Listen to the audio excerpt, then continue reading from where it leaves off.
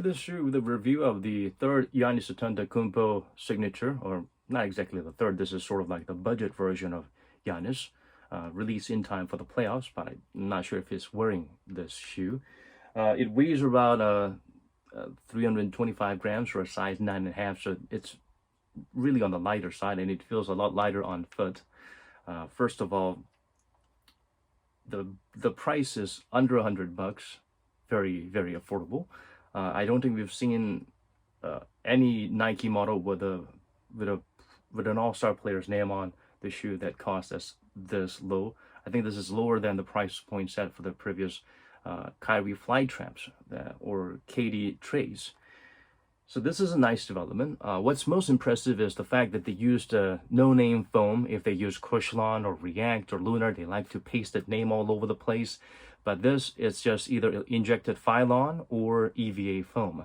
If you notice the potential of the injected Phylon or soft, lower density EVA foam, if you remember Jumpman 2020, it has zoom in on the forefoot and nothing on the heel except just foam, but the foam is so soft that it feels like it works nicely in tandem with the zoom.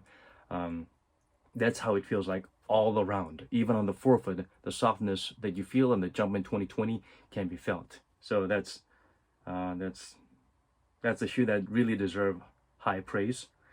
It comes with a very minimal EVA insole. With this, it complements the overall cushioning nicely.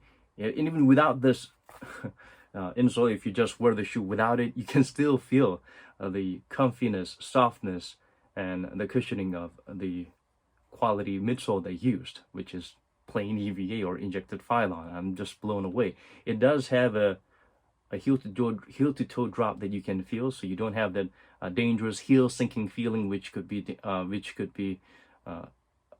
potential lead into injuries to your Achilles or your ankles. So that is good. Foam cushioning, of course, they do bottom out. If you try the Kobe 360s with all around React foam, it really bottom out fast. For me, it did. Lunar Lawn also do bottom out, but the fact is they kind of mold to the shape of your foot, even though they bottom out fast because they are so soft to the touch. From the beginning, it feels like they're not bottoming out as quickly. But EVA cushioning like this, it's not going to bottom out as quickly, but they do bottom out. So that's something you should keep in mind, and they will not provide the same kind of cushioning that you felt straight out of the box. But it's not going to be an immediate or seriously detrimental degradation of the cushioning. It looks really narrow, but it's actually a lot more roomier than the Zoom Freak 1s or 2s.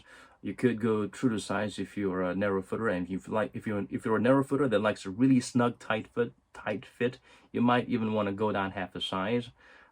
Ordinarily, I would suggest going up half a size because you might want to put a thicker insole to enhance the cushioning even further, because this is not in any way high off the ground, so you might want to complement the cushioning with some more resistant mid insole like polyurethane material that might be a little bit more durable than just the midsole themselves. It's low cut. It's got a nice little padding all around. There is no specific areas that shave into your skin, so that's nice. It's got a minimal heel cup inside this really thick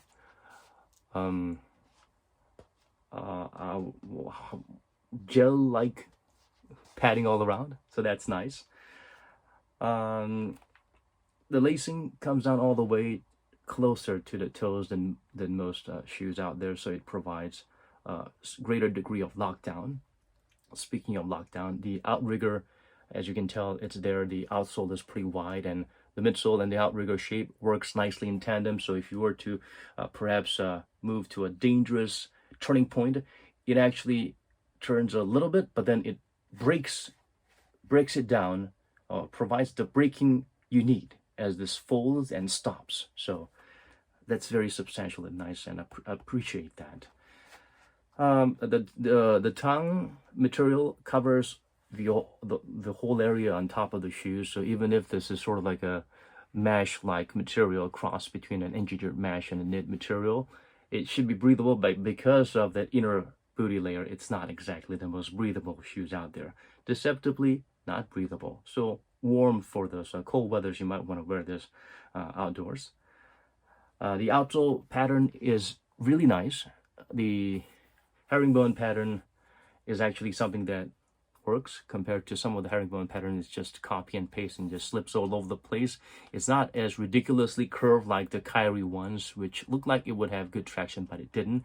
And if you look closely inside, there's another pattern underneath the herringbone, so that actually helps to enhance the grip a little bit more than just having just one blade. There's crisscross zigzagging layers actually helps a little bit. It's got nice little grooves, impact guidance zone, you might call it. So this actually helped with a little bit more of a flexibility, and also with the shock absorption, or to enhance the cushioning overall. Other than the fact that they use a really soft foam midsole. So for this price point and this amount of performance that you get, it's certainly worth every penny, I think. I do hope they continue to go this direction and come up with an even better Zoom Freak 3 and continue to use a foam that's this soft. I'm really impressed. I do wish they could have done a little bit more with the traction pattern. Instead of just being somewhat bland, they could have put a little bit more of a twist there. All in all, I think this is a pretty mind-blowing budget model from Nike.